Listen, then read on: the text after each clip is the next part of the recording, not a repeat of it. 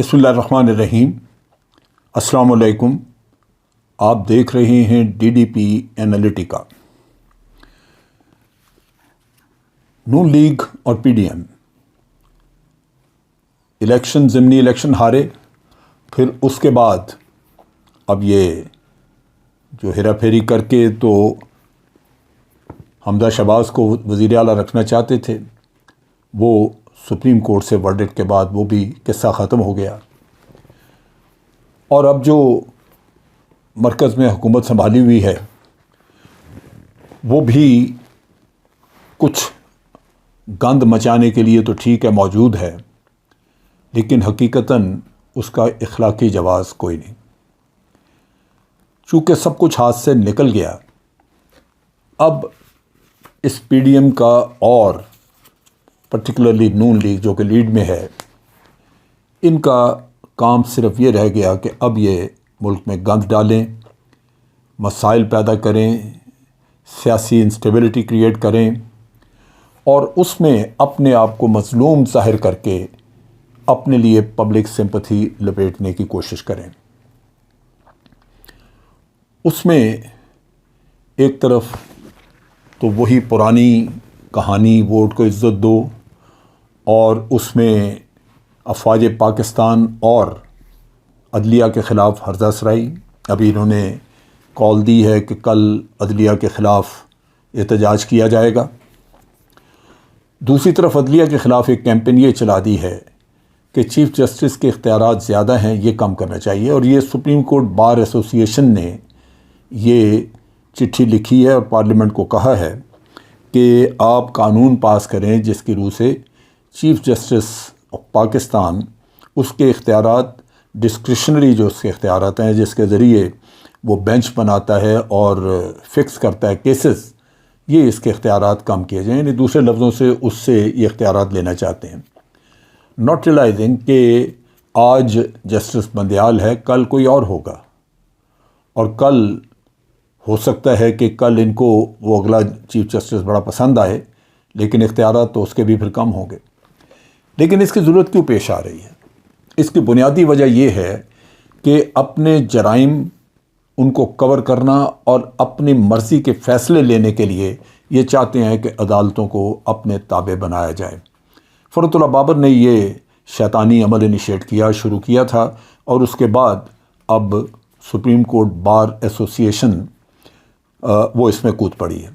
Supreme court bar ایسوسی ایشن جس کے صدر عاصم بھون ہیں، ان کا ٹریک ریکارڈ یہ ہے کہ وہ ہر طرح نون لیگ کی مدد کے لیے بھاگ دوڑ کرتے رہے۔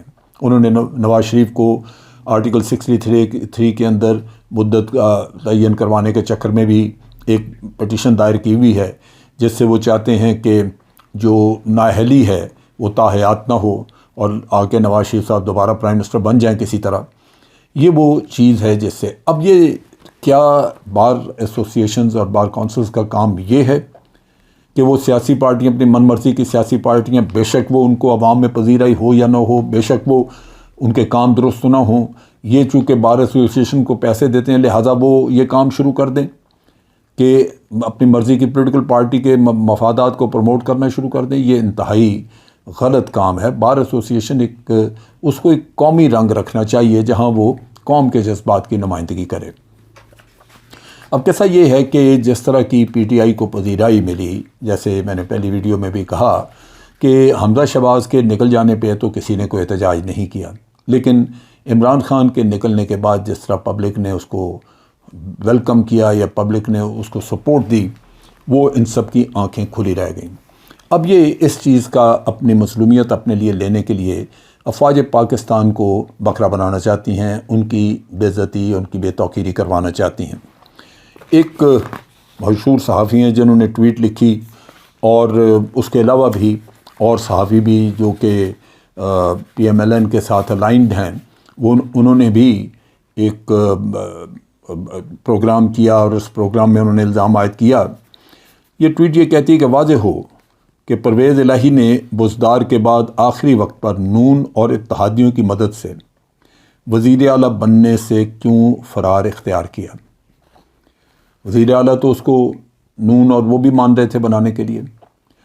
آج وہ کہتے ہیں جی یہ عمران خان نے کہا تھا پنجاب کا سب سے بڑا ڈاکو، تو پنجاب کا سب سے بڑا ڈاکو آپ کے ساتھ مل رہا تھا تو آپ خوش تھے۔ یہی تو کوشش کی زرداری نے کہ لا کے اس کو نون لیگ کی طرف سے بنوا دیا جائے چیف منسٹر، جو وہ نہیں مانا۔ وہ یہ کہتے ہیں کہ اس نے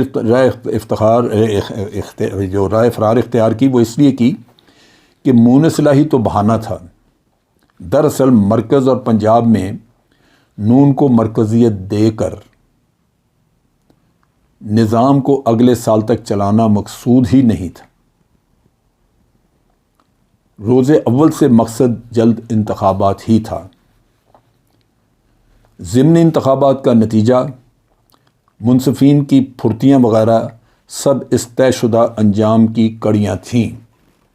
اب آپ سوچئے کہ ضمنی انتخاب میں جس طرح پاکستان کے عوام نے پذیرائی کی، جس طرح ووٹ دیے، اس کو آپ پھرتیاں کہہ رہے ہیں کہ جی یہ جیسے وہ کسی نے کام کروایا۔ وہ عمران خان کی کال پہ جس طرح لوگ اس کے جلسوں میں آتے ہیں اور جس طرح اس کے ساتھ سمپتیز، وہ دیکھنے والی ہے۔ وہ سیاست سے بہت ہٹ کے ہے، لوگوں کی ایموشنل اٹیچمنٹ ہے، لوگ اس کو لیڈر سمجھ رہے ہیں، لوگ یہ سمجھتے ہیں کہ اب وہ نجات دہندہ ہے۔ یہ جو لوگ جن کو 3 4 دفعہ حکومتیں مل چکی ہیں اور انہوں نے لوٹا اور ان کے آگے عزائم صرف اپنی اولادوں کو حکومت میں لانے کے ہیں، ان کو وہ ترک کر رہے ہیں۔ یہ صحافی کیوں قوم کو گمراہ کر رہے ہیں؟ مجھے سمجھ نہیں لگتی کہ ان کو کیا ملے گا، ان کے کیا مفادات ہیں کہ آپ قوم کو گمراہ کر رہے ہیں۔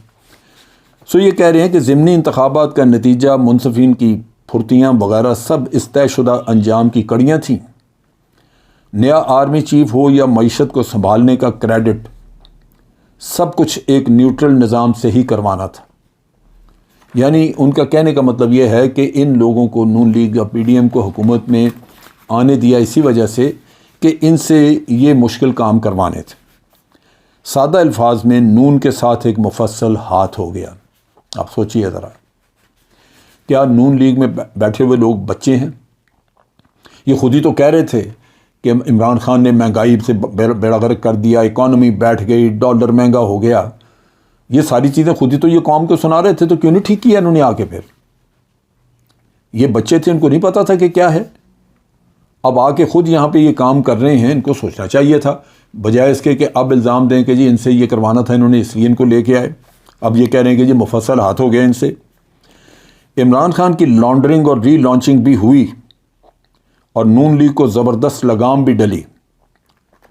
سر کمال کا شاٹ کھیلا آپ نے۔ آپ سوچئے ذرا شیطانیت اس ساری بات چیت میں، یعنی پاکستان کے عوام کا نام ہی نہیں ہے، کہیں ذکر ہی نہیں ہے۔ آج حمزہ شہباز یا کوئی بھی پی ڈی ایم کا نکل کے باہر دیکھ لے، کیا عوام اس کو اس طرح محبت سے اس کی بات پہ لبیک کہتے ہیں؟ اگر نہیں کہتے تو آپ کو سمجھنا چاہیے کہ یہ سارا عوام کا رخ ہے۔ یہ کسی کے بھی ذہن میں، وہم و گمان میں بھی نہیں تھا کہ عمران خان کو نکالا تو عوام اس طرح اس سے محبت کریں گے۔ یہ وہ چیز ہے جو سمجھنے کی ہے۔ میں یہ باتیں اس لیے کہہ رہا ہوں کہ افواج پاکستان کو تیار رہنا چاہیے اب یہ فیس کرنے کے لیے جو نون لیگ ان کے اوپر کیچڑ اچھالے گی۔ نون لیگ کے منہ کو کبھی کوئی لگام نہیں ہوئی۔ کیا انہوں نے پہلے یہ کام نہیں کیا؟ انہوں نے بہت کیا۔ اب الزام دھریں گے یہ کہ ہمیں تو آرمی نے کہا، آئی ایس آئی نے کہا تھا کہ آپ آ جائیں حکومت میں، آپ کو ہم یہ کر دیں گے، وہ ہوگا، یہ ہوگا، اور سارا الزام دھریں گے پاکستان آرمی پہ کہ انہوں نے ہمارے ساتھ ہاتھ کیا آئی ایس آئی نے، اور ہمیں ادھر پھنسا کے تو ہمیں انہوں نے مروا دیا۔ عوام کے سامنے جائیں گے، یہ دکھڑا روئیں گے اور کوشش کریں گے کہ ان کو کسی طرح ہمدردی ملے۔ بے شک اس پروسیس میں آرمی اور عدلیہ کا مکالمہ کیا جائے۔ یہ وہ چیز ہے جو مفاد پرست لوگوں سے بالکل توقع کی جانی چاہیے۔ اگر تھوڑی سی بھی ہوش اور عقل ہو ہمارے اداروں میں اور لوگوں میں، تو وہ ایسے طبقے اور ان لوگوں کے کبھی قریب سے بھی نہ گزریں۔ کیوں؟ کہ ان لوگوں کو قطعاً کوئی دریغ اور کوئی لحاظ نہیں ہے۔ آپ دیکھیں، میں اس سے پہلے نجم سیٹھی صاحب کا بھی پروگرام سن چکا ہوں، ایگزیکٹلی یہی تھیم، یہی چیز اب ان کا میڈیا، نیا دور، یہ وہ سارے یہ تھیم لے کے چلیں گے اور عوام کا ایک اوپینین بلڈنگ کریں گے عوام کی جس میں یہ ہوگا کہ یہ عدلیہ کے اختیارات ختم کرو، کم کرو، کیونکہ یہ ان کی خدمت نہیں کر رہی، اور اس کے ساتھ ساتھ افواج پاکستان کو مجرم ٹھہراؤ کہ انہوں نے ہمارے ساتھ یہ کیا۔ یہ وہ چیز ہے جو کہ ذہن میں رکھنی چاہیے کہ یہ سیاستدان، خاص طور پہ پی ڈی ایم کا ٹولہ، یہ اپنے مقصد سے آگے نہیں سوچتا، اور اسی وجہ سے ادارے جو ہیں وہ بے توقیر ہوتے ہیں، کیونکہ یہ لوگ اپنے مقاصد کو حاصل کرنے کے لیے ہر طرح کا کیچڑ اچھالنے کے لیے تیار رہتے ہیں۔ آج کے لیے اتنا ہی۔ افواج پاکستان زندہ باد، پاکستان پائندہ باد۔